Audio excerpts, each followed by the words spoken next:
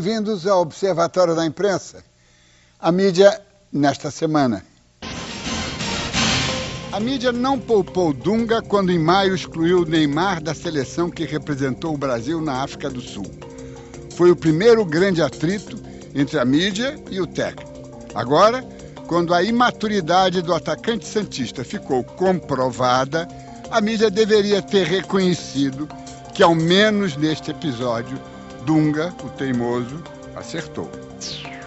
Todos os dias e há muito tempo, publicam-se diagnósticos definitivos sobre o futuro da internet, das redes sociais, dos jornais impressos. Cada maquineta de leitura lançada no mercado provoca uma enxurrada de vaticínios sobre o futuro do livro. Cada previsão numa direção. O número de profetas e visionários aumenta exponencialmente. O mais recente membro do Clube dos Futuristas é o jornalista americano Nicholas Carr, que na Folha de São Paulo fez uma série de graves advertências. A internet nos faz pensar de forma mais superficial, disse. E aparentemente ele está certo. Pode um jornal modificar o texto de um colunista e alterar a sua opinião? A questão é antiga e já provocou muitas crises nas redações em todo o mundo.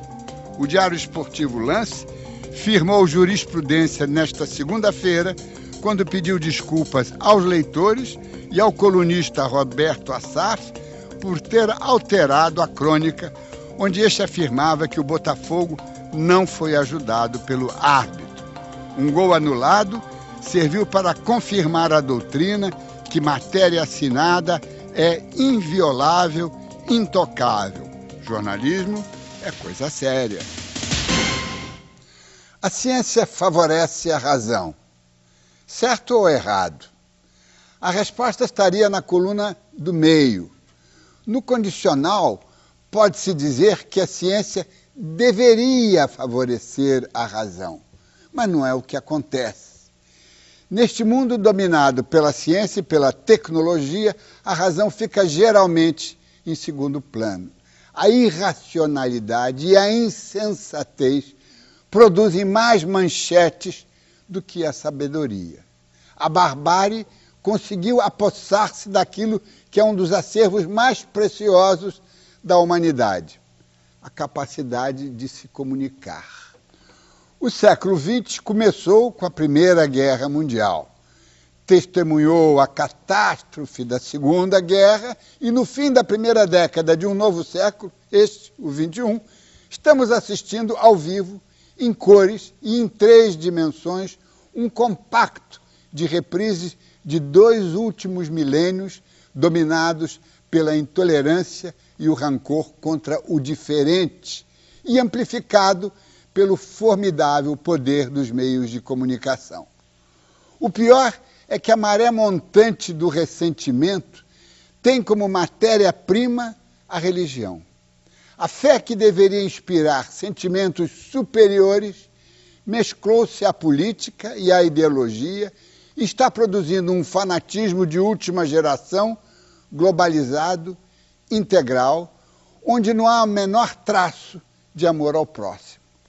Penso, logo existo, o mote de René Descartes, que nos preparou para a modernidade, tem nova versão.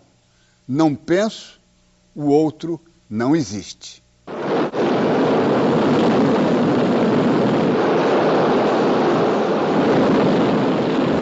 Ao longo da história, a humanidade move-se pela intolerância. Mas hoje, aliada ao poder da mídia, ganhou proporções sensacionalistas. Nos Estados Unidos, o pastor protestante Terry Jones, de uma pequena cidade na Flórida, prometeu queimar 200 cópias do Alcorão, livro sagrado dos muçulmanos, no dia em que se celebrariam 9 anos dos atentados de 11 de setembro.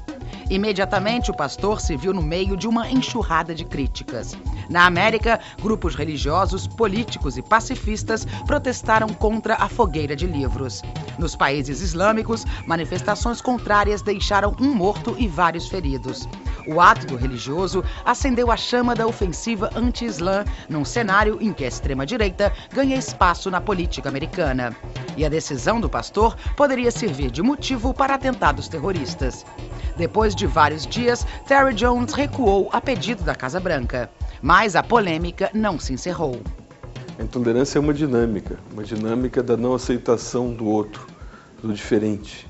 Quando eu quero fazer prevalecer a minha verdade como a única verdade, uma verdade que deve se impor ao outro a ferro e a fogo, de todos os modos, saindo fora de uma perspectiva de uma dinâmica de diálogo. É a recusa do diálogo e a tentativa de impor ao outro a sua verdade. Mesmo uma pessoa com um pequeno número de seguidores pode ter uma grande repercussão das suas ações. E sendo uma ação tão marcadamente intolerante, que promove uma violência contra símbolos religiosos de outras culturas e outros povos, é claro que isso tende a ganhar uma grande dimensão mundial. Você tem um fato, que é um exemplo de discriminação. No fundo, é uma tentativa de domínio do grupo social dele, de impor uma visão da realidade dele, tudo.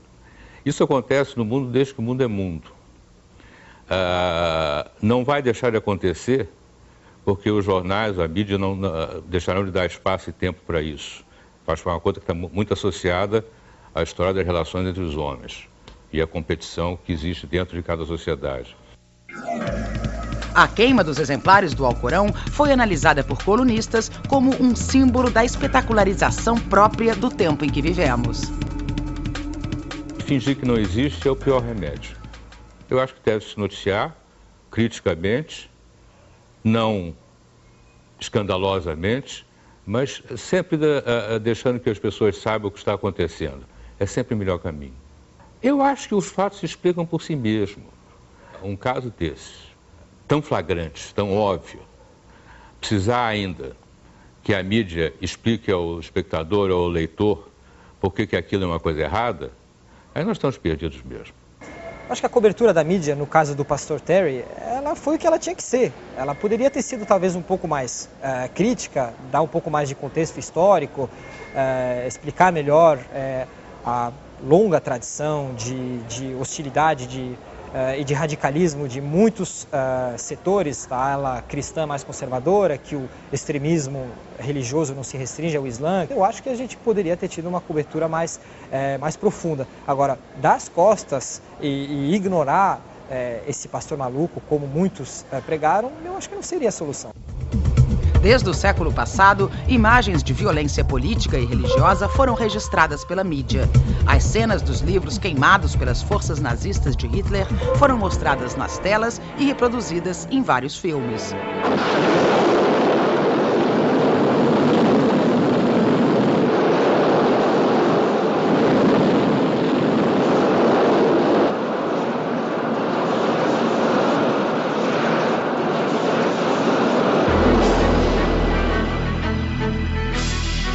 A intransigência religiosa vem fazendo vítimas pelo mundo.